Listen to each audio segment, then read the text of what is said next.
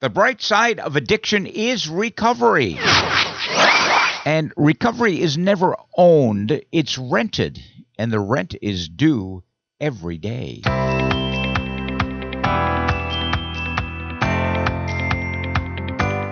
Hi, everybody. I'm Neil Scott. If you are new to our podcast, we welcome you. And if you've been here before, welcome back. And if you're in recovery or know or love someone who is, or you simply want to know more about the recovery process, or maybe you're a bit concerned about someone you know or love who is harmfully using alcohol or any other drug, this is the podcast for you. We carry the message of hope and the promise of recovery. And a reminder that you can find all of our podcasts at recoverycoasttocoast.org. Recent episodes have featured interviews with Broadway legend Ben Vereen, NFL greats Thomas Hollywood Henderson and Ryan Leaf, plus the great Peter Yarrow from Peter, Paul, and Mary, Bonnie Raitt, and many others. Plus conversations with everyday people in long-term recovery, sharing their story, their insight, and their path.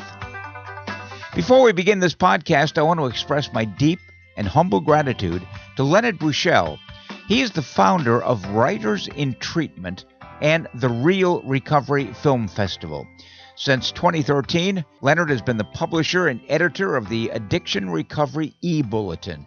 If you're not a subscriber, you should be, and I hope you will be. I've known Leonard for, probably 15 years. His top-selling book, High from Cannabis to Clarity, is a must-read. Each week, Leonard shines a spotlight on a person of the week for their accomplishments in the field of addiction and recovery. I was recently interviewed for the piece that appears in the June 6th edition of Addiction Recovery eBulletin, which continues to be my go-to for information about addiction and recovery in America. Thank you, Leonard, for the honor, and I will add a link to the interview in today's podcast notes.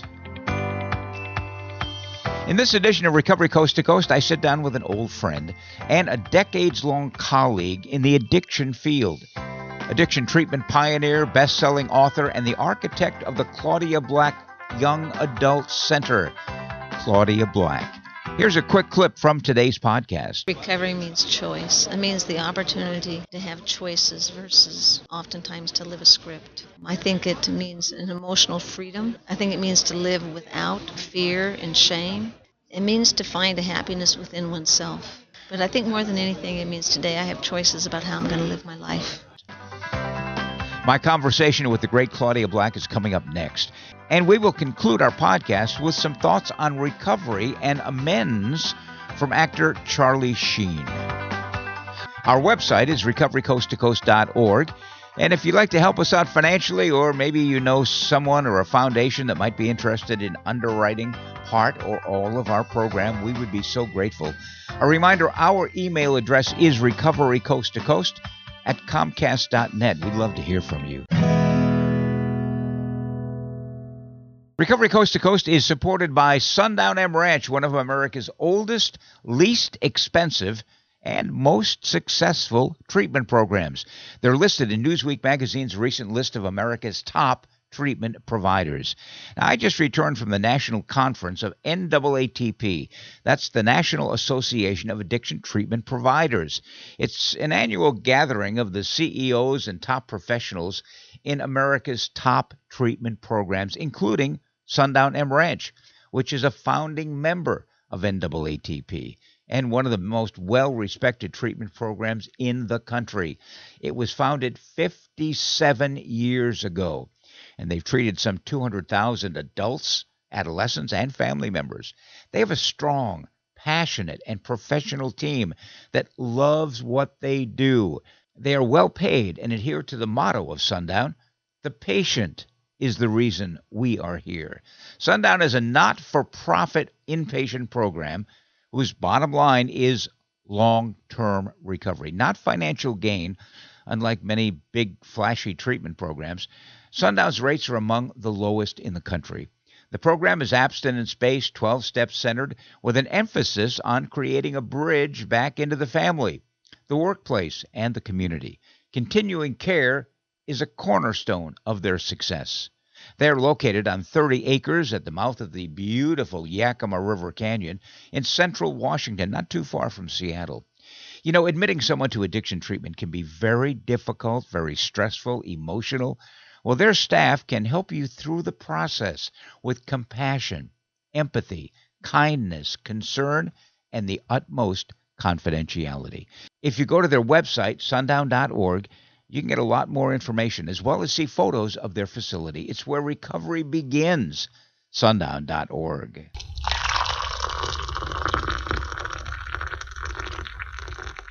Well, it's conversation time. Coffee and a recovery conversation with addiction treatment pioneer Claudia Black, who I met when she first came into the field of addiction 47 years ago. I would place Claudia on my Mount Rushmore of treatment pioneers. Here's my conversation with Claudia.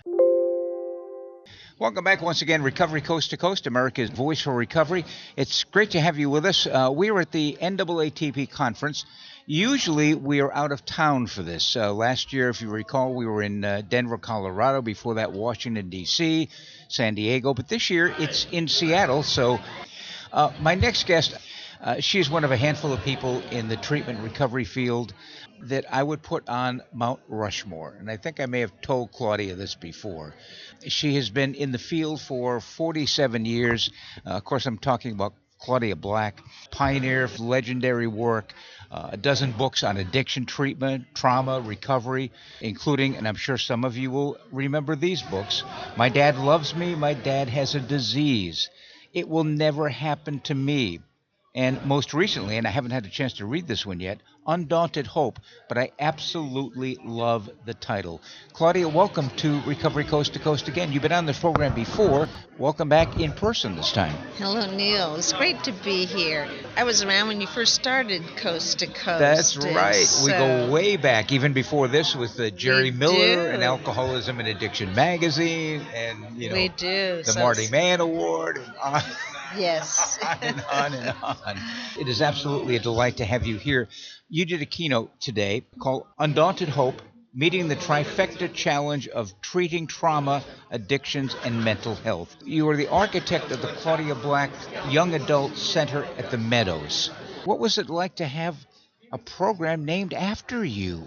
Well, I've been consulting to the Meadows in Arizona. By the way, for your Seattle listeners, I'm from the Northwest here. Right. But I've been consulting to the Meadows since 1998. And what that means is I go into their programs and I work with their staff. But it was all one main program. Right. About 10 years ago, they realized that maybe 20% of their clients were between the ages of 18 and 26. And it was causing a lot of behavioral problems.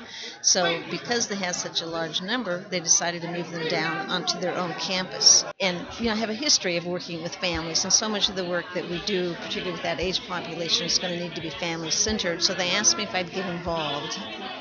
I said I'd get involved, but that means that I really need to be involved. I need to be really present and have some influence on the programming. And then they came back to me and said, well, can we attach your name to it?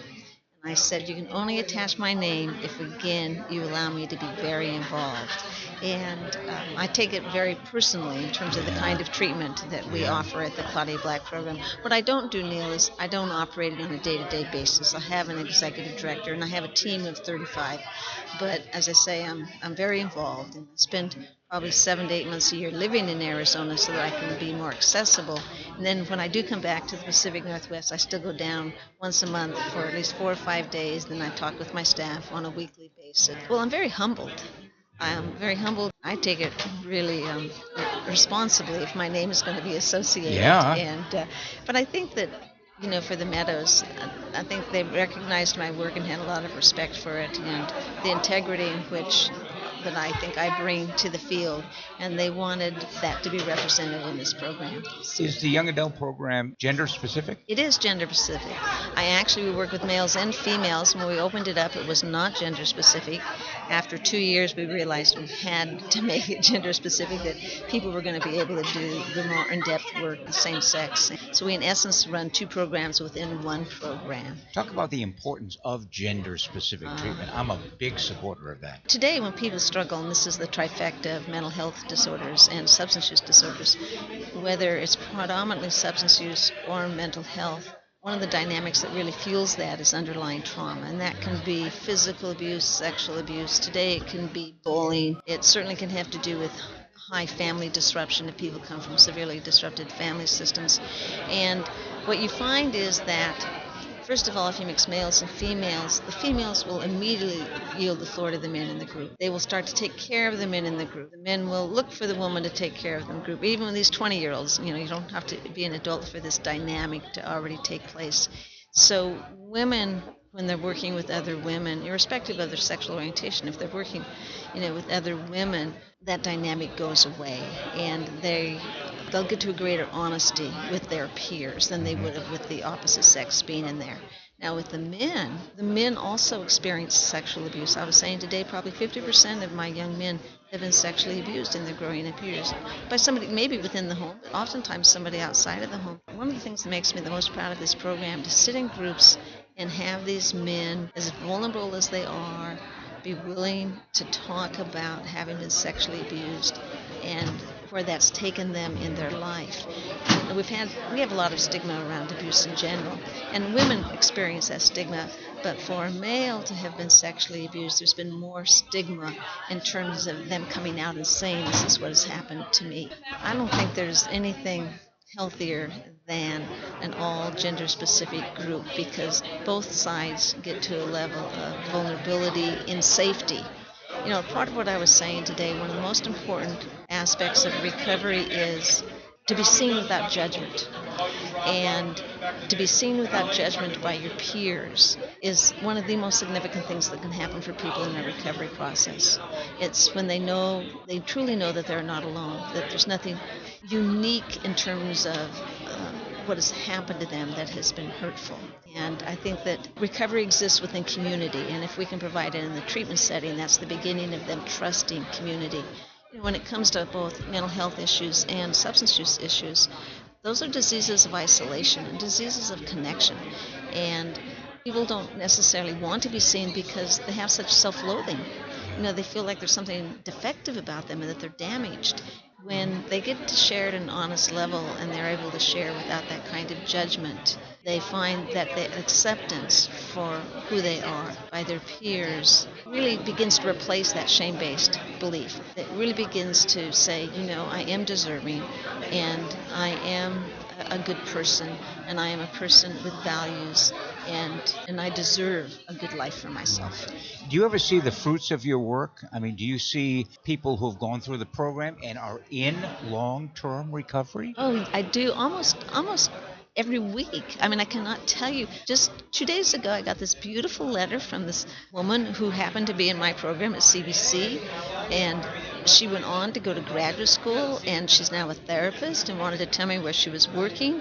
And she thanked me and specifically named a couple of the other staff people. And what she actually spoke to was just also how compassionate we were. And that's what I mean about being witnessed without judgment, by the staff as well. I am very blessed. People who experience recovery are very gracious about coming back and letting you know. And we've had kids who sent me letters and say, I think your whole team will remember me because I was the one who said F you as I walked out of the program, and I'm sure you never thought I would stay sober for a day. Well, I want you to know that today I'm 15 months sober, and this is what I'm doing with my life.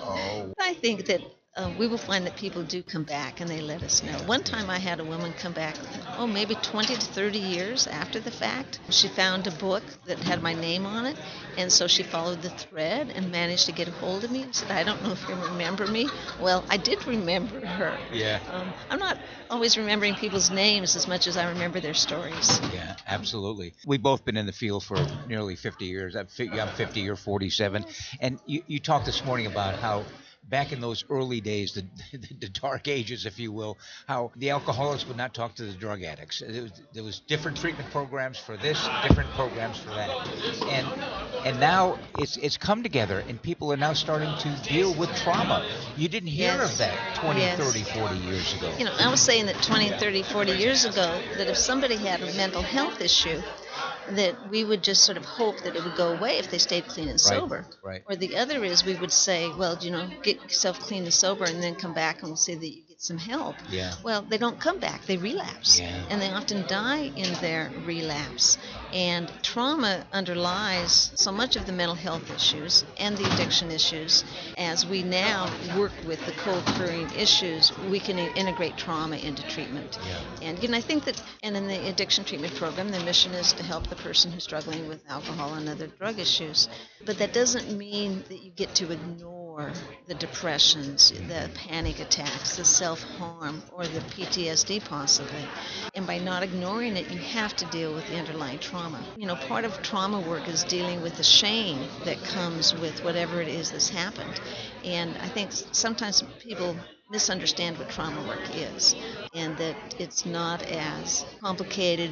It takes competent people and capable people, but we don't have to have a separate group of trauma therapists to work inside a treatment facility. You mentioned this morning PTSD, and you talked about the soldier who gets injured versus the soldier who was in the same foxhole but was not physically injured. Yes. Talk about it. I was talking about the different ways in which people get traumatized, and one of those is called the witness factor. And the witness factor is when you're in a violent situation and two people are in the same violent situation. One gets injured, one gets not. It could be domestic violence. You watch your brother get beat up all the time, but you don't get beat up, but you witness that. Well, back in the 1970s, when they were really studying and first identifying PTSD in our soldiers coming out of Vietnam, what the research would show is that if you took two combat soldiers who had equal combat experience in the same incident, the one who was physically injured compared to the one who was not, the one who was physically injured was less likely to have PTSD. And that can relate to the family dynamic. My brother gets beat up. I witness it, week after week, month after month. And not to say that he isn't hurt in that context, but I am much more apt to have more severe trauma reactions and responses. And part of that is the helplessness that we feel, that we somehow feel some kind of sense of, it doesn't quite make sense, but some kind of sense of control when it's happening to us, or somehow it's tangible for us to be able to handle. It's just our helplessness that uses a dynamic for us that I think creates this trauma response. Yeah. When people suffer trauma and they go through treatment, therapy, get into recovery, are there aftershocks? I think what often happens is you've done a lot of work in recovery related to various traumas, certainly done a lot of work in your recovery regarding your primary addictions. And then something happens maybe in the workplace, or it could be at home, and suddenly you feel all the vulnerability you felt as a small child. I always say it's that deer in headlights that you had when you were a little kid when things were so scary, and that you do deal with this today at a time of vulnerability, and it doesn't have to be a scene at all similar to what you experienced as a child. Just vulnerability. There's some level here, goes back to that phrase, the body remembers, and you quickly can move into a fight, flight, or freeze response when you're 35 years of age, and you don't even know where it comes from. And it really comes from that sense of vulnerability. It doesn't come from the situation that just happened. It came from the fact that you felt vulnerable in this situation, and it triggered an old vulnerability. What is the difference in your mind between sobriety and recovery? Well, sobriety most likely refers to the abstinence of certain kinds of behaviors. And I think recovery really implies an emotional recovery that goes along with... And work. And work, yes. And that's the hard work. Back in my early days, I think it was Ernie Larson who called this second stage recovery. Yes. And a lot of doing the trauma work doesn't have to be second stage in terms of the timing for it, but it's really giving us emotional literacy. From a brain standpoint, we have this midbrain, our fiery limbic system, is making decisions for us, and it totally overrides our ability to think through decisions. It totally overrides our executive functioning. And so recovery is learning how to be emotionally regulated even in times of stress, how to be emotionally regulated even when something maybe traumatic is happening around us. We still have the ability to not be so triggered that we can think through, we can take healthy action, we can engage in some kind of self-care. You're talking about tools. Yes. Having the tools to be able to deal with it. Having the tools, yes, to not sort of succumb to that dysregulation. I know a lot of treatment programs have relapse prevention programs. I don't use that term anymore. I call them recovery enhancement programs. What are you doing today to make your recovery better than it was yesterday? Enhance your recovery rather than give even the clue that, oh, well, I can go out and get drunk again because I get a relapse prevention program and I can go back to treatment again. Well, you can go out again, but you may not be able to come back. No, I hear people say that too. Well, you can always come back. Well, in theory, you could come back, but in reality, more people die in relapse than don't. I really don't like to sort of say, well, if you relapse, you can come back and see us a second or third or fourth time. It's more like you don't need to relapse. Not everybody relapses. That whole, well, it's just a part of the disease. Well, it happens to many people. As I said, I'm more frightened that they're more apt to die in the disease and never come back, which is also why we need to address the trauma issues, because by not addressing it, people will be more apt to relapse, and therefore they're going to be more apt to die in the relapse. Yeah, absolutely. And the other term that I no longer use is aftercare. It's continuing care. That's right. Recovery is continuing care. You don't graduate from a treatment program and you're well, for God's sakes. Oh my gosh, you've just begun to. When somebody comes into treatment, you ask them about their behaviors, you get one story. Well, by the time they leave treatment 30, 45 days later, you ask them the same question, you get a much larger picture. You come back a year later and you ask them the same question, and they're going to be much more honest, and sort of this increasing level of honesty. And I personally believe that recovery is ongoing, and that certainly in 2 or 3 or 4 months, we're not going to have the skills that we all stay consistent with recovery practice. So I would agree with you that it's continuing care, a continuum of care services needs to be offered, and it's not just a brief thing that we do after we've had treatment. Right. And the role of 12-step programs. Is there a 12-step program for trauma, for example? No, there's not a specific one to trauma. So we have so many 12-step programs today. But what my young adults really respond to in terms of their trauma work is ACA.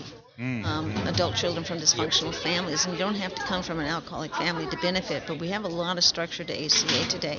But I think for trauma, they will find a self-help modality, and if there's a Depressions Anonymous group, that may be one place to find it. They will find it, as I say, in ACA. Those are probably the two predominant groups where people can really speak to the effect of trauma for them. What about little kids? When I think of little kids, I think of Jerry Moe. Yes, I just talked with Jerry. In fact, I texted him this morning. Yes, I love Jerry Moe. Give him my Hi, best. Jerry. I will. I mean, his program was amazing. It was. And it's still going on, I assume. They're no longer doing it in the other states in which they moved to, but I can't speak for Palm Springs. Yeah.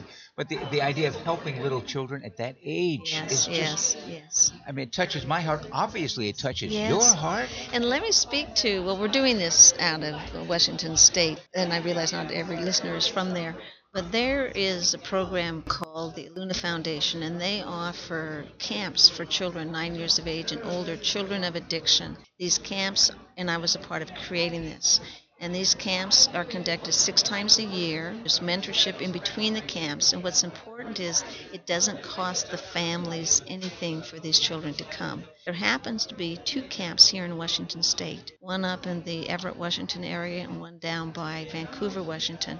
There are probably 18 of these Camp Mariposas across the country. Anybody who wants to know more about this, it's elunafoundation.org. How do you spell Eluna? ELUNA foundation.org. And when you get to that, you find the icon for Camp Mariposa to see if there's something available in your state, where that's at. It's had the same executive director, Brian Mouse, now for probably 10 years. The Eluna Foundation was once called the Moyer Foundation, and it was Jamie Moyer Here in Seattle. Yes, and Karen. He and his wife started this. Is that right? Yes. They called me up one day. They had a personal interest. They had a little girl that they were fostering, and she was 9 years of age, and they sent her to counseling. She came from an addictive family, and the therapist had given her my children's book.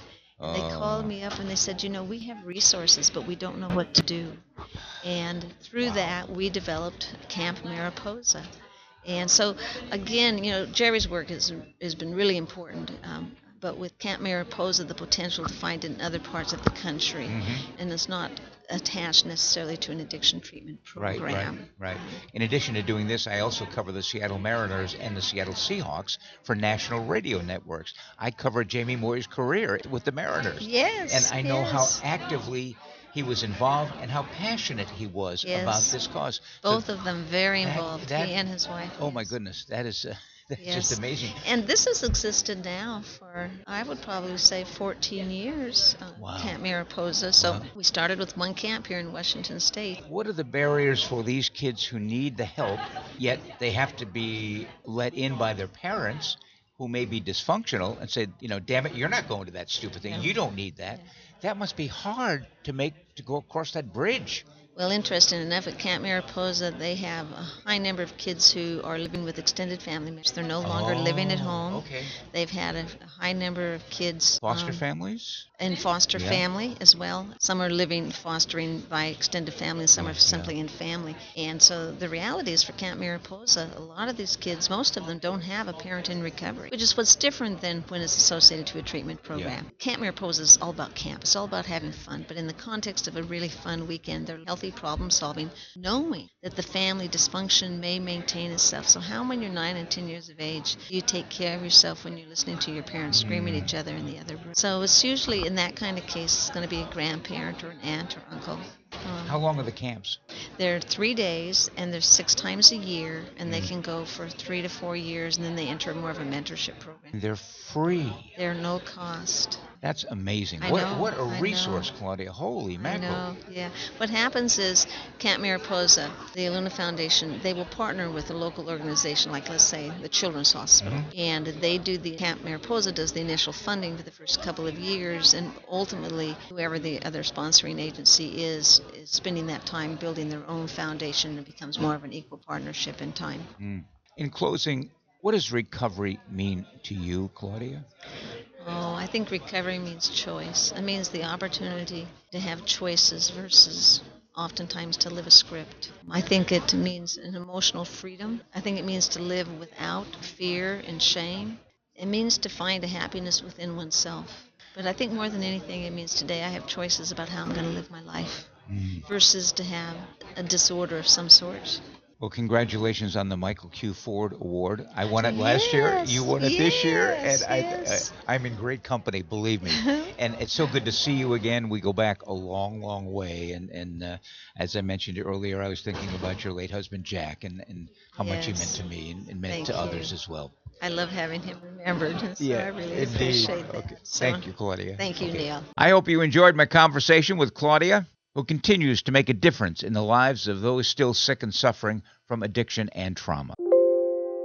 By the way, I want to remind listeners of this podcast, if you'd like to tell your story of recovery, regardless of the path you've chosen, and as long as you've been in continuous recovery for a year or more, drop us a note at recoverycoasttocoast@comcast.net. We can do the interview over the phone. Coming up next, Emmy Award winner Charlie Sheen on making amends in recovery. She has always been your baby, but when your daughter got into drugs and alcohol, she turned into a stranger. What do you do? Where do you turn? Contact Sundown M Ranch. Sundown's nationally recognized youth treatment program guides young people back to a life free of drugs and alcohol. All treatment is gender-specific and directed by caring certified professionals in a safe environment. You can get your daughter back and get to know her again. Go to www.sundown.org to learn more. And now, as promised, let's hear from Emmy Award winner Charlie Sheen talking about making amends in recovery.